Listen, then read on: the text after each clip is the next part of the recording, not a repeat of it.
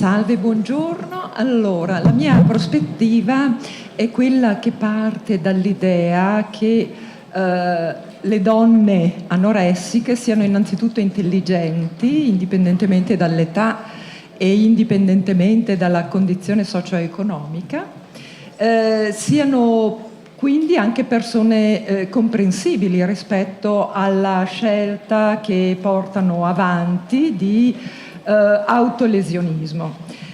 Ho cominciato ad indagare questo universo a partire da alcuni punti di riferimento che hanno a che fare con la costruzione del corpo secondo la prospettiva contemporanea. L'idea era quella di riconsiderare in che termini la donna di oggi in qualche misura volesse dimostrare qualcosa con un corpo consunto rispetto magari alla donna di un tempo, tant'è che il fenomeno diciamo così esteso dell'anoressia come fattore psicologico che graffia la cultura contemporanea nasce in Occidente più o meno contemporaneamente alla protesta femminista ed è un oggetto di discussione in ambito femminista, quindi tra gli anni 60 e 70,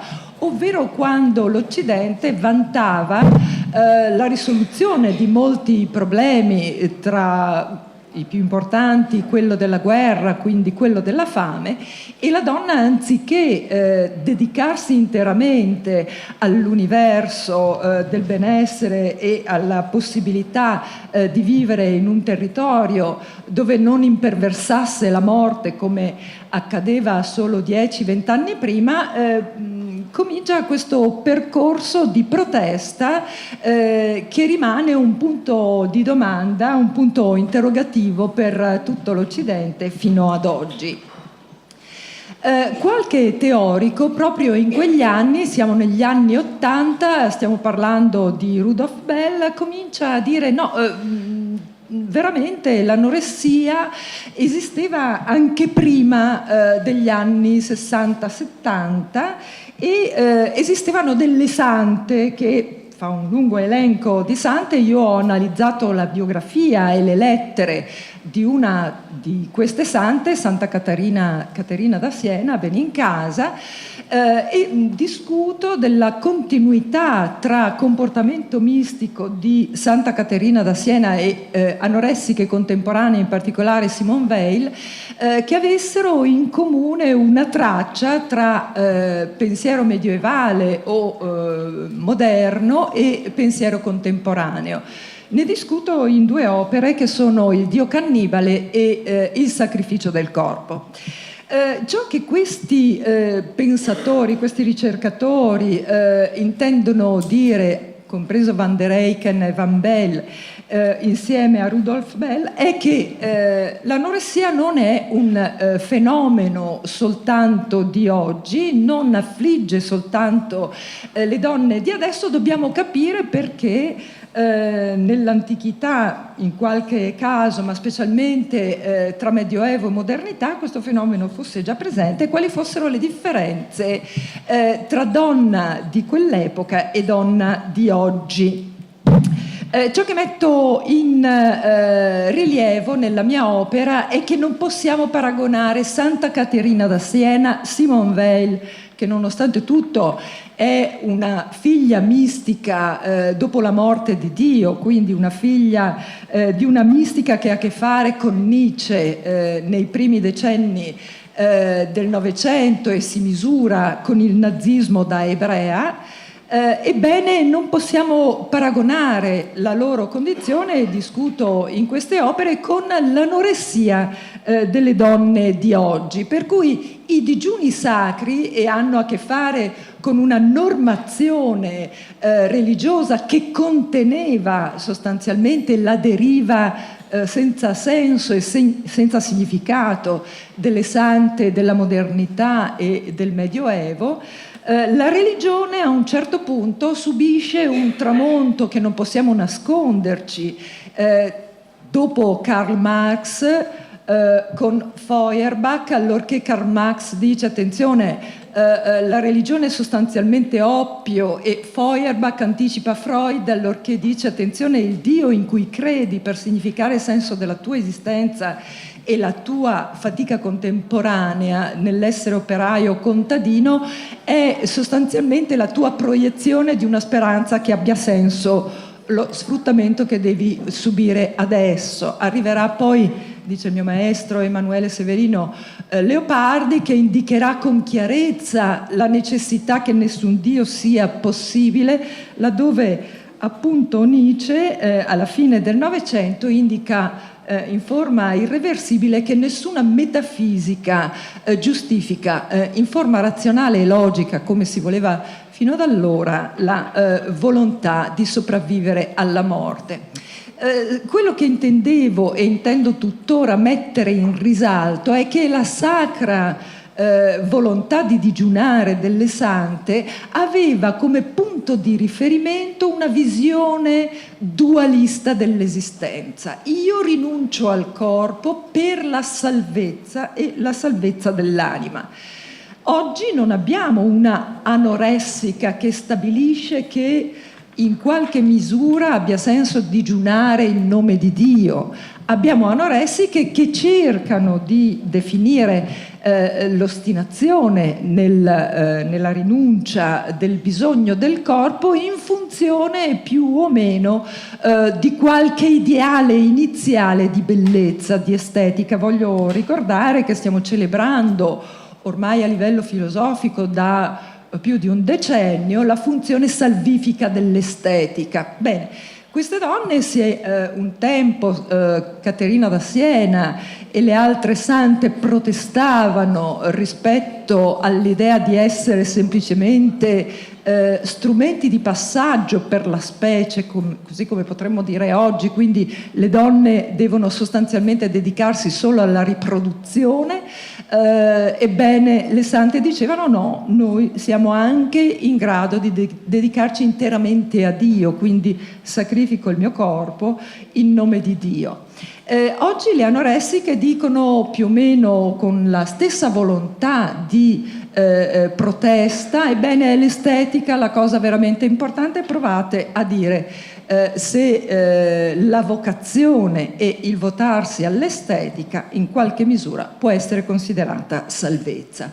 A partire da qui, da questa interrogazione, è possibile riconoscere che intanto l'anoressia è già stata definita come patologia delle donne, ma non di singoli individui, bensì dell'Occidente che si incarna. Attenzione, l'embodiment è una parola chiave per poter comprendere che cosa vogliono dire queste donne, e dunque non hanno niente a che fare con la mistica dualista di quelle sante che sacrificavano e martirizzavano il corpo in nome della salvezza dell'anima.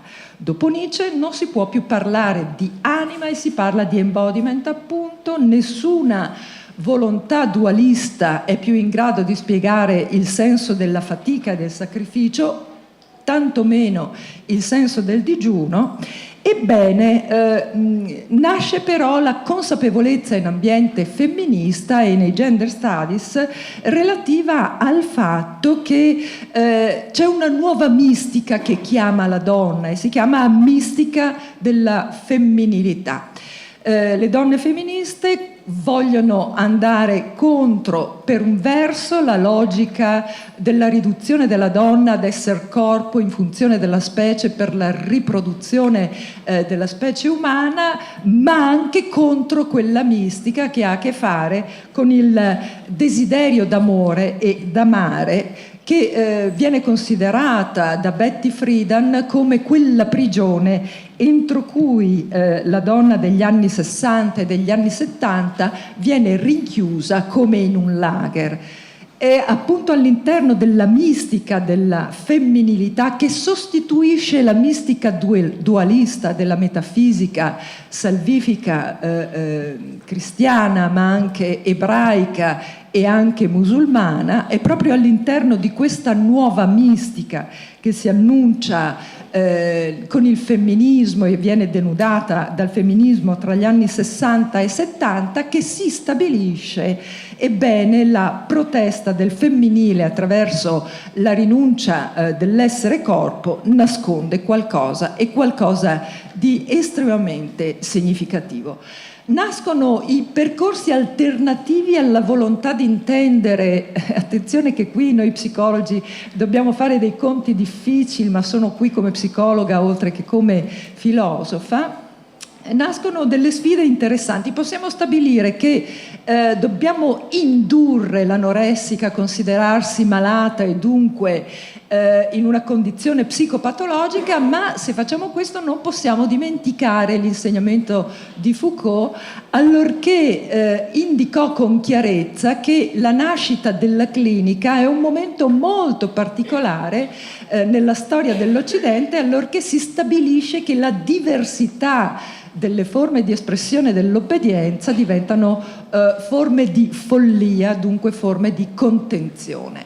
Noi possiamo stabilire certamente questo e quindi inventare, se seguiamo questa indicazione, nuove forme di contenzione della protesta che passa attraverso il corpo, oppure, se siamo psicologi attenti anche al suggerimento intelligente dell'espressione culturale del no, non ci sto, dei significati differenti, e sono qui proprio per ricordare questa eventualità.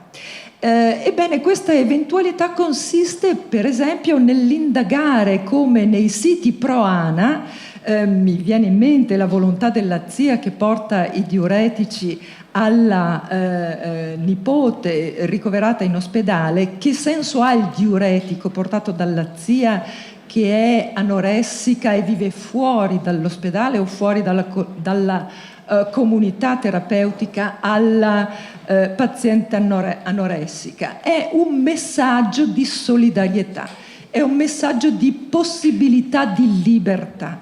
Ti dico che io sono solidale con il tuo digiuno, ti dico che non sono solidale, ma che al di là di queste mura di contenzione, è possibile tornare ad essere libere. Se noi indaghiamo i siti pro Ana, ci rendiamo conto che ciò che unisce queste donne non è tanto un simbolo Dio, come lo era per esempio per le sante anoressiche, ma il digiuno in se stesso è lo strumento che permette di non aver bisogno di alimentarsi.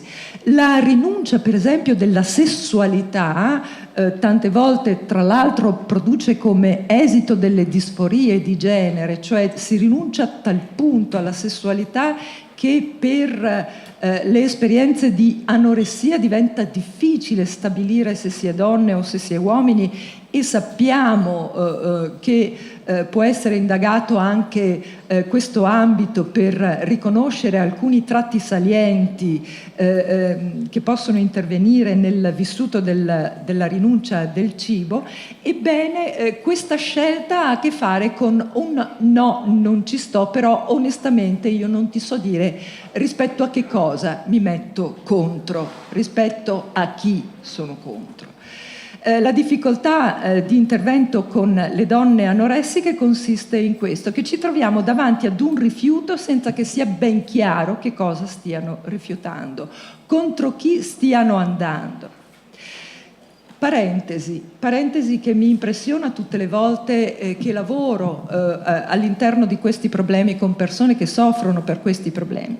Come sapete, io lavoro sulla morte e il morire. Questo è ciò che mi induce a capire che cosa siano e che cosa nascondono le volontà autolesionistiche delle persone che hanno a disposizione l'opulenza, la pace e la ricchezza che possiamo mettere a disposizione oggi come mai nella storia in Occidente. Che cosa manca in Occidente? Qual è la differenza tra Santa Caterina da Siena, che sapeva di dire no al corpo perché ciò che valeva era Dio, e l'anoressica di oggi che dice siamo alleate insieme in nome della libertà di dire no, e anche se ci segregate non significa che voi ci stiate domando.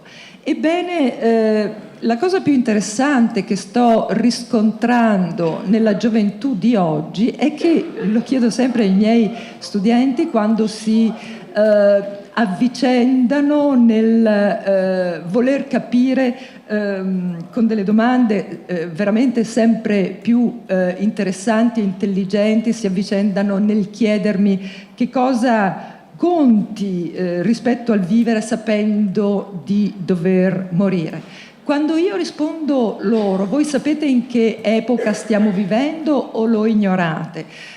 Sostanzialmente mi rendo conto che non lo sanno, cioè non sono consapevoli di che cosa significhi abitare la crisi che oppone un pensiero tradizionale che riguarda il passato e che aveva a che fare con le guerre di religione, con la rinuncia, il martirio, il sacrificio, ma in nome di qualcosa di trascendente, e l'essere in pace e non sapere che cosa significhi che Dio è morto. Quando chiedo ai miei studenti ma voi sapete che cos'è meditazione? Voi conoscete la preghiera? Sapete che cosa vuol dire non voler pregare perché non si crede in questa cosa? Sapete che cosa vuol dire, che cosa è successo laddove si stabilisce che si ubbidisce ad una religione non entrando nel merito della crisi che riguarda la religione stessa, ovvero occultando le domande fondamentali? Voi lo sapete? Ebbene, i miei studenti e le mie studentesse, che sono veramente eccelse ed eccelse nel voler affrontare questo tema, mi dicono molto onestamente no, noi non sappiamo che cosa sia la dimensione spirituale, tantomeno sappiamo che cosa voglia dire liberare la spiritualità dal linguaggio religioso rispetto al quale sentiamo che si dice no senza che sia ben chiaro che cosa significa. Quello che posso dire con grande umiltà e facendo un grande appello a psicologi, medici e a persone di cultura è: proviamo a vedere se è possibile restituire un linguaggio della spiritualità ai giovani prima che l'anima, prima che la mente cominci quel percorso di protesta rispetto al dare il senso alla vita quotidiana di tutti i giorni senza aver capito quali sono gli elementi fondamentali della cultura contemporanea e i suoi conflitti. Per intenderci, detto in parole molto semplici, ci sono esperienze molto interessanti di meditazione, apertura della mente rispetto a quell'interiorità che sembra svuotata dai meccanismi di svuotamento del corpo che affliggono le nostre donne, che manifestano il loro no, non ci sto né ad essere bella né ad essere oggetto di desiderio sessuale, non me ne importa niente, non mi importa neppure di riprodurmi, non mi importa neppure né di Dio né di alcuna religione, è questa la protesta, e non mi importa neppure del benessere, perché si sta male quando si è anoressiche, io lo scelgo, pro ana, è la mia scelta. Ebbene, non ha senso, è l'unica scelta che conosco e che capisco, ed è no contro di te che mi vuoi curare. Perché non provare ad aprire quella porta dell'interiorità svuotata da un rito autodistruttivo rispetto alla possibilità di riconoscere una luce interiore, perché queste donne sono intelligenti e possono anche descriverla. È una proposta e in alcuni casi funziona. Grazie.